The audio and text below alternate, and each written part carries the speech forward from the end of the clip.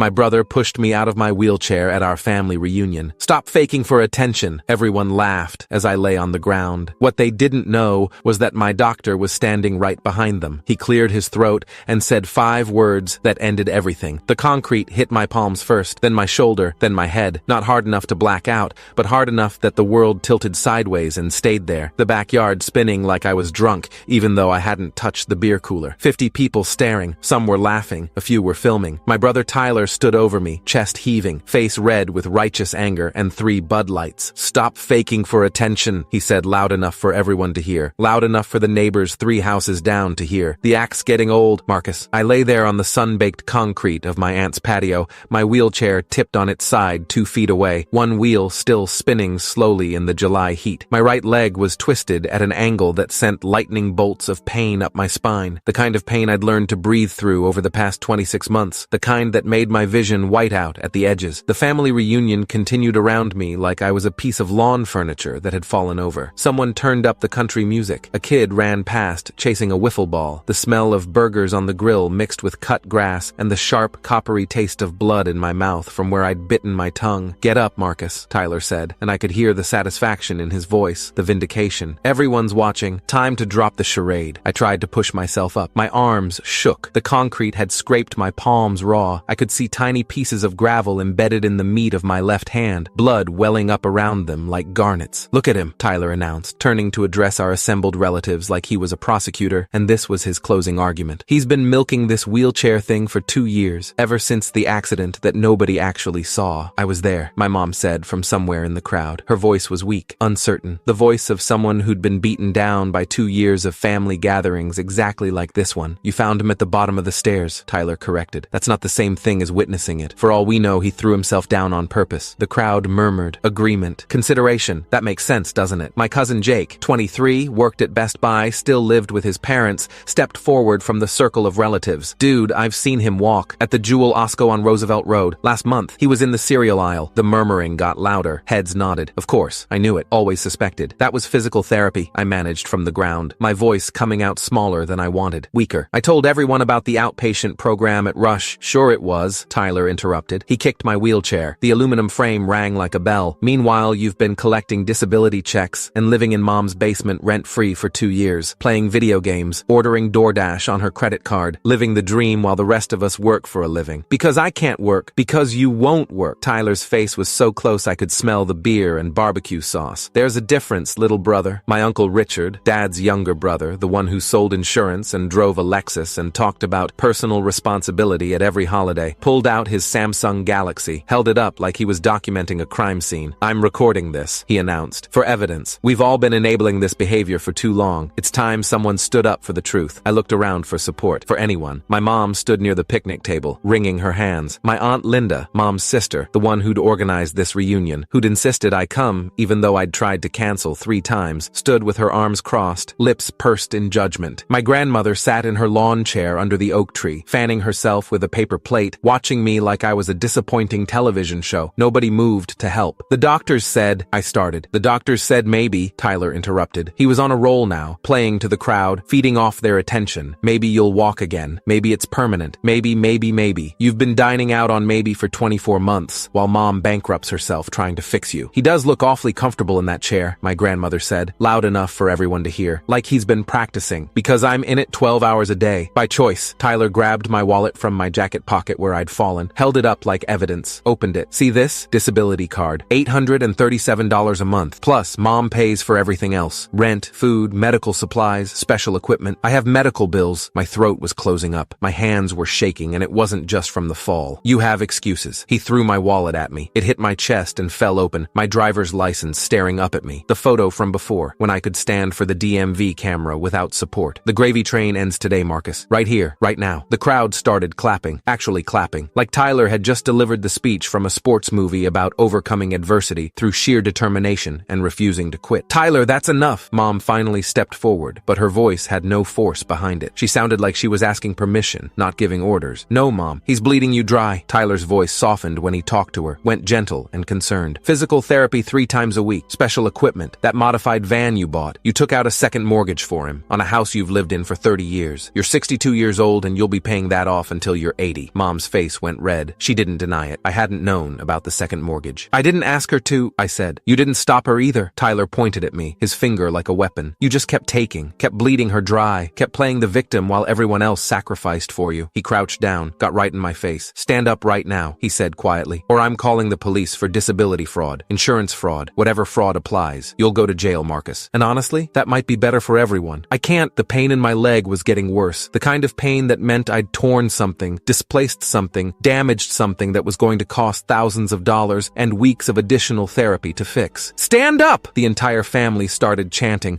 Stand up! Stand up! Stand up! 50 voices, maybe more. The neighbors had come over to watch. Kids were recording on their phones. My Aunt Linda was clapping in rhythm, leading the chant like a cheerleader. I stayed on the ground because I couldn't do anything else, because my right leg hadn't had full sensation in 26 months, because the rods in my spine made certain movements impossible, because everything Tyler was saying, all the cruelty, all the accusations, all the venom, came from a place of not knowing, of not asking, of not caring enough to understand. My leg throbbed with every heartbeat. Tyler grabbed my shirt, hauled me halfway up. I'm done watching you manipulate everyone. You're a liar and a con artist and that's my patient you're assaulting. The chanting stopped. Everything stopped. Tyler's grip on my shirt loosened, but didn't let go. A man stepped forward from the crowd. Mid-50s, Asian, khakis, and a navy polo shirt, wire-rimmed glasses, carrying a can of Diet Coke like he'd just been standing there the whole time enjoying the show, which I realized he had been. His expression was perfectly calm. Tyler dropped me. I hit the concrete again. Who the hell are you? Tyler demanded. Dr. James Chen. He took a sip of his Diet Coke. Marcus's orthopedic surgeon, among other things. The crowd went completely silent. You could hear the burgers sizzling on the grill, a dog barking 3 yards over, the country music still playing from someone's Bluetooth speaker. I'm also his physical therapist, his pain management specialist, and I consult with his neurologist, Dr. Sarah Patel, at Northwestern Memorial. I've been treating Marcus since approximately 47 hours after his accident 26 months ago. My Aunt Linda laughed. It came out nervous, shrill. Well, doctor, you must be very proud. Your patient can apparently walk just fine when nobody's looking. Dr. Chen smiled. It didn't reach his eyes. Actually, he said, pulling out his iPhone, I have something everyone should see. He held it up. An X-ray filled the screen. This is Marcus's lumbar spine, specifically his L4 and L5 vertebrae. He zoomed in with 2 fingers. See these metal rods? 4 of them. And these screws? 14 total. That's from his spinal fusion surgery, performed by me 14 months ago at Rush University Medical Center. The surgery took 7 hours. The recovery took 6 months. Nobody spoke. Tyler had gone very still. The reason Marcus can stand during physical therapy sessions is because we're systematically training his body to handle short distances with a walker. Currently, he can manage approximately 47 meters before the nerve damage causes pain severe enough to require immediate rest. That's about 5 minutes of mobility. After that, the damaged nerves begin firing incorrectly, and he experiences what we call neuropathic pain. Imagine someone driving nails into your leg while simultaneously shocking you with a cattle prod. He swiped to another image. Here's his sciatic nerve, right side. See this area here? He pointed to a place on the screen that looked darker, damaged. That's permanent nerve damage from the fall. It's why his right leg has limited proprioception. That's the ability to sense where your body is in space, and why he can't bear significant weight for extended periods. The nerve misfires. Sometimes his leg just gives out. No warning. My cousin Jake had backed away from the circle, disappeared toward the house. The orthotic brace he wears, the one that costs $4,000 and isn't fully covered by insurance, provides stability. But it's not a cure. There is no cure. This is his life now. Dr. Chen's voice remained perfectly level, clinical. Every day is painful. Every step is uncertain. Every moment in that wheelchair is a reminder of what he's lost. He looked directly at Tyler. But sure, he's faking. Dr. Chen held his phone higher so everyone could see. Then he swiped again. This is a video I recorded approximately 7 minutes ago, starting from when I arrived at this lovely family gathering. He pressed play. Tyler's voice came through the speaker. Stop faking for attention. The sound of me hitting the concrete, the laughter, the chanting, all of it. Dr. Chen let it play for 30 seconds, then stopped it. I recorded everything, he said calmly. The assault, the verbal abuse, the crowd participation, the public humiliation of a disabled man by his own family. He looked at my Uncle Richard. You're not the only one gathering evidence today, Richard. Uncle Richard's phone was still up, still recording. His hand was shaking now. Tyler stumbled backward, hit the picnic table.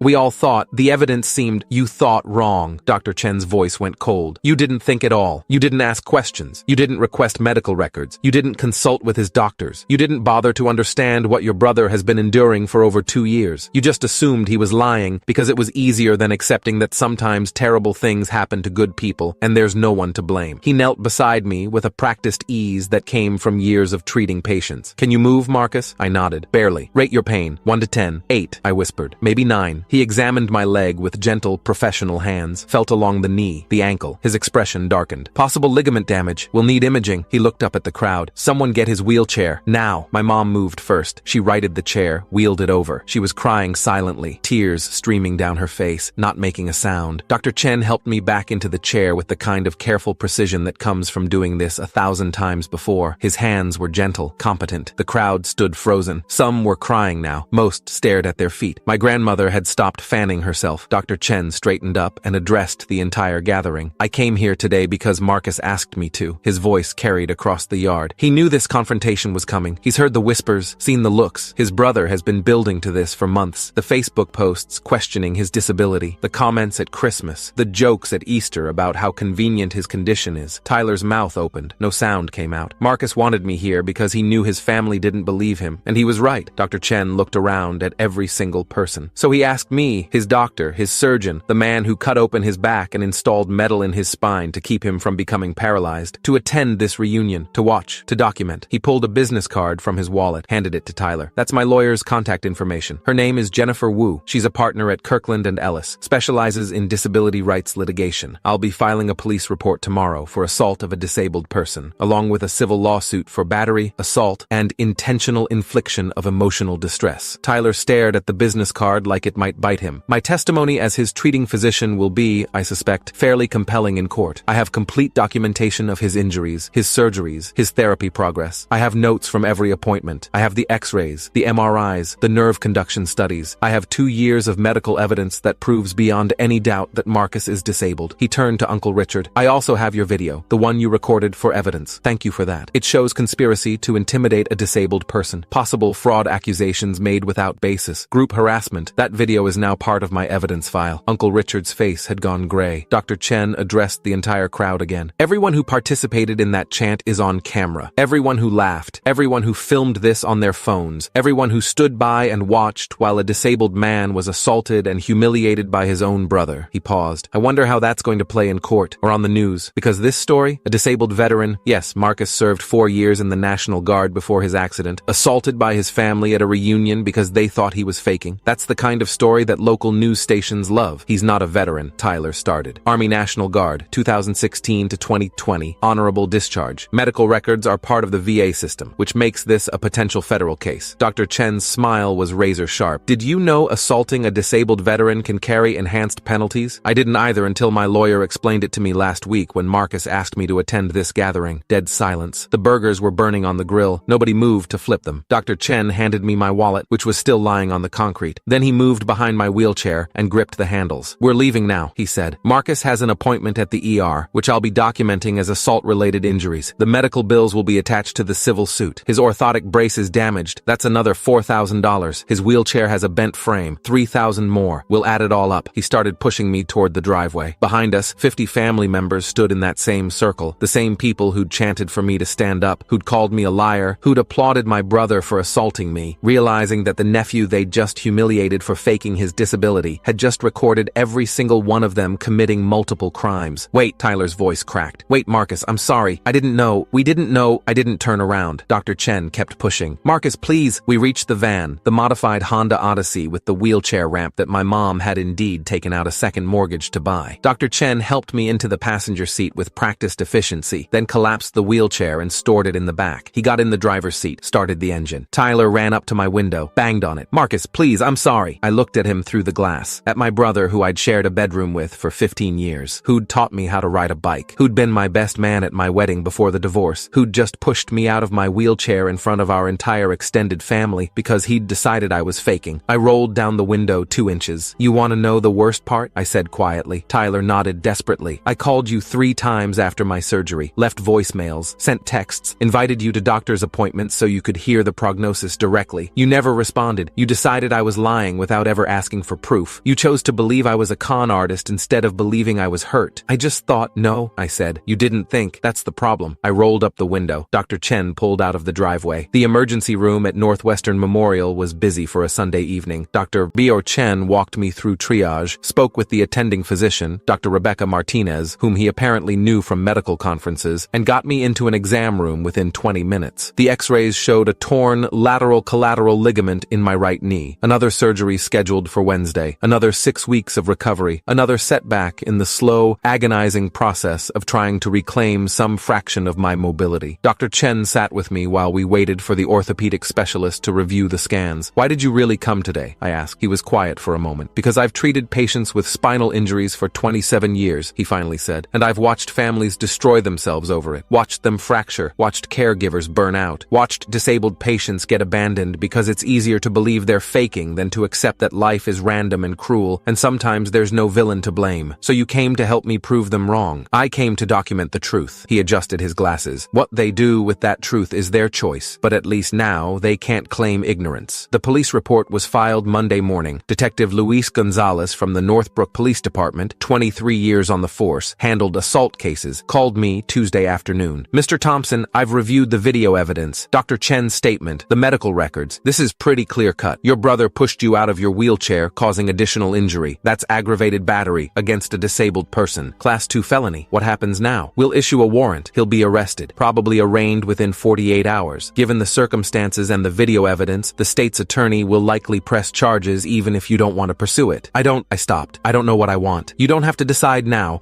but Mr. Thompson, families like yours, they don't change unless there are consequences. Real consequences. Legal consequences." He was right. I knew he was right, but Tyler was still my brother. Tyler was arrested Wednesday morning, posted bail by Wednesday afternoon. His lawyer, some guy from his gym who did personal injury cases, called me Thursday. "My client wants to apologize, wants to make this right. If you'd be willing to drop the charges." "I'm not pressing charges," I said. "The state is. Talk to the state's attorney." "Right, but if you testified that it was a misunderstanding." "It wasn't a misunderstanding. It was assault, recorded by multiple cameras, witnessed by 50 people. There's no ambiguity here. He's your brother. He pushed me out of my wheelchair because he decided I was faking a disability. That's not brother behavior. That's criminal behavior." I hung up. The civil suit was filed Friday. Jennifer Wu, the lawyer Dr. Chen had referred me to, 54 years old, Harvard Law, specialized in disability rights for 22 years, sat across from me in her downtown office with a view of the Chicago River. "We're suing Tyler for battery and intentional infliction of emotional distress, but there's a larger case here." "What do you mean?" "Your Uncle Richard, your Aunt Linda, everyone who participated in that chant. They created a hostile environment. They conspired to harass and intimidate you. That's actionable under disability rights law. You want me to sue my entire family? I want you to send a message." Jennifer leaned forward. "Marcus, I've handled hundreds of these cases. Disabled people getting abused by family members who think they're faking. It's more common than you'd think, and it almost never ends well because the disabled person is isolated, financially dependent, scared of losing their support system, so they stay quiet. She nodded. "But you have something most of them don't. You have medical documentation. You have a surgeon willing to testify. You have video evidence. You have the ability to make this public, to change the narrative. I just wanted them to believe me. They believe you now." Jennifer's smile was sharp. "Now we make sure they never forget it." The story broke local news that weekend. Disabled veteran assaulted by brother at family reunion. Doctor recorded everything. The footage went viral by Monday. Not the whole thing. Dr. Chen had edited out everyone's faces except Tyler's and mine, but enough. The push, the fall, Tyler's words, the chanting. By Tuesday, it had 3 million views. By Wednesday, national news had picked it up. By Thursday, I was getting interview requests from Good Morning America. I declined them all. I didn't want to be famous. I wanted to be believed. Tyler's trial was set for 6 months out, but his life imploded long before that. His employer, a construction company that prided itself on workplace safety and disability accommodation, fired him within a week. "Liability concerns," they said. "Can't have someone who assaults disabled people representing our company." His girlfriend left him. His friends stopped calling. The video followed him everywhere. Every job interview, every dating profile, every new person he met would eventually Google his name and find it. Tyler Thompson, the guy who pushed his disabled brother out of a wheelchair. My mom called me 3 weeks after the reunion. "He's living in his car," she said. "Lost his apartment, can't find work." "Marcus, he's your brother. Can't you do something?" "Like what?" "Talk to the prosecutor. Ask them to drop the charges. Tell them it was a misunderstanding." "It wasn't a misunderstanding, Mom. He made a mistake. He assaulted me in front of 50 people while I was already disabled. That's not a mistake. That's a choice. So you're just going to destroy his life? Your own brother?" I thought about that for a long time. "No," I finally said. "I'm going to let him experience consequences for his actions. There's a difference." She hung up without saying goodbye. The settlement came 4 months later. Tyler pleaded guilty to aggravated battery, got 2 years probation, community service, anger management, and a suspended sentence that would activate if he violated probation. The civil suit settled for $127,000, medical bills, pain and suffering, future therapy costs, punitive damages. Tyler would be paying it off for the rest of his life. Jennifer Wu called me the day the settlement finalized. "You won," she said. "Doesn't feel like winning. It never does, but you sent a message to your family, to everyone watching, that disabled people matter, that assault has consequences, that you can't just push someone out of a wheelchair because you've decided their suffering is inconvenient. He's broke, homeless, his life is ruined. He ruined his own life. You just documented it." I saw Tyler 6 months later, by accident. I was at physical therapy, the same outpatient clinic at Rush where my cousin Jake had supposedly seen me walking in the Jewel Osco, and Tyler was there, waiting in the lobby, wearing a different shirt, thinner, older somehow. He saw me, started to stand up, sat back down. I wheeled myself over. "What are you doing here?" I asked. "Court-ordered community service. I volunteer in the rehab wing, helping patients with mobility exercises." I didn't know what to say. "That's good, I guess. I meet a lot of people like you," Tyler said quietly. "People with spinal injuries, nerve damage, chronic pain. People who look fine on the outside, but are fighting every day just to exist." He looked at me finally. "I'm sorry, Marcus. I'm so fucking sorry. I didn't understand. I didn't try to understand. I just decided you were lying because it was easier than accepting that you were really hurt. I know. Do you—" his voice cracked. "Do you think you'll ever forgive me?" I thought about that question for a long time, about 26 months of pain, about the family reunion, about 50 people chanting for me to stand up, about Tyler's face when Dr. Chen showed the x-rays, about the settlement money that was paying for my modified van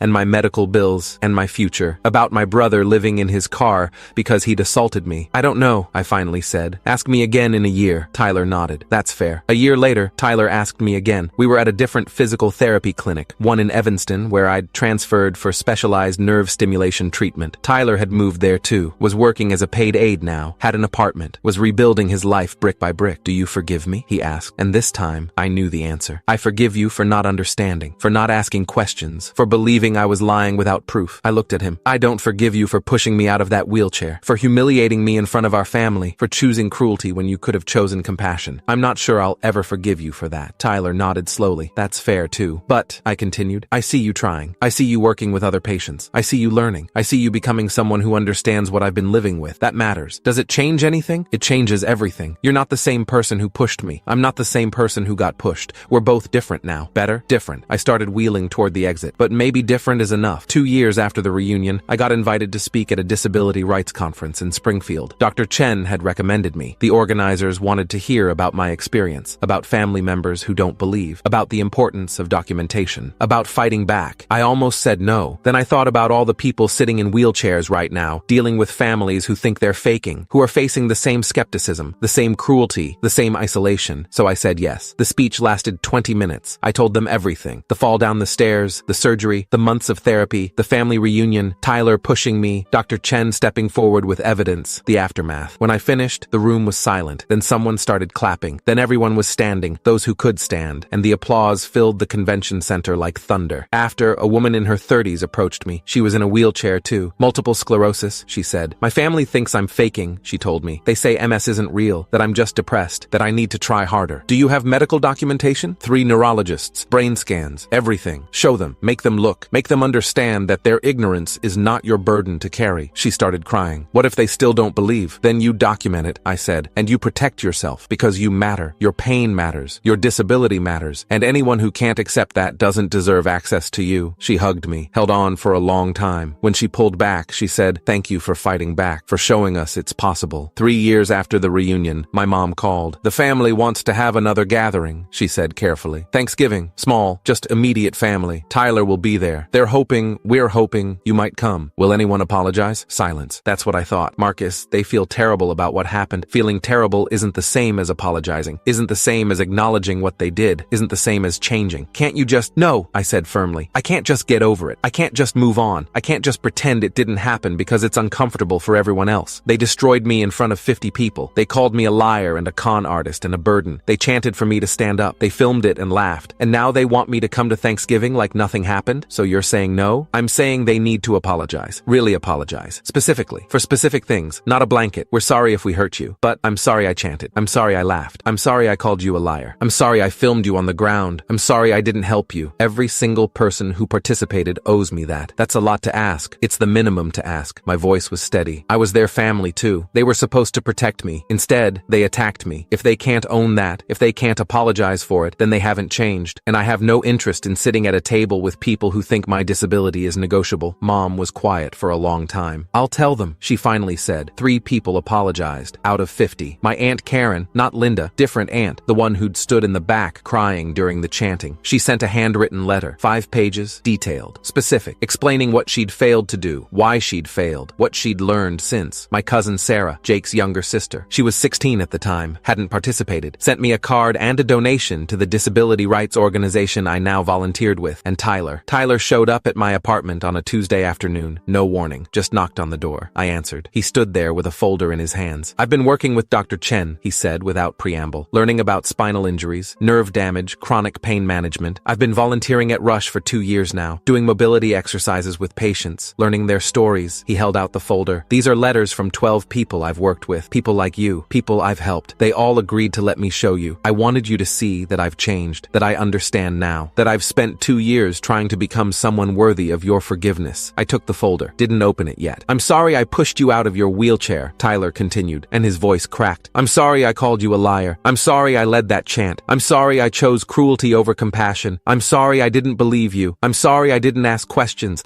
I'm sorry I let my resentment about your disability, about the way it changed Mom's life, changed our family. I'm sorry I let that resentment turn into hatred. You didn't deserve that. You were suffering and I made it worse. I'm sorry. I looked at my brother, at the man who'd destroyed me, at the man who'd spent 2 years rebuilding himself. Come in, I said. We talked for 3 hours about the reunion, about the aftermath, about his time homeless, about learning to work with disabled patients, about seeing me in every person he helped, about understanding, really understanding, what I'd lost. When he left, he turned back at the door. I don't expect you to forgive me, he said. I know what I did. I know I can't undo it, but I want you to know I'm different now, better, because of you. You're different because of you, I corrected, because you chose to change. But Tyler, don't make me your redemption story. Don't make my disability the thing that taught you empathy. That's not fair to me. He nodded slowly. You're right. I'm sorry.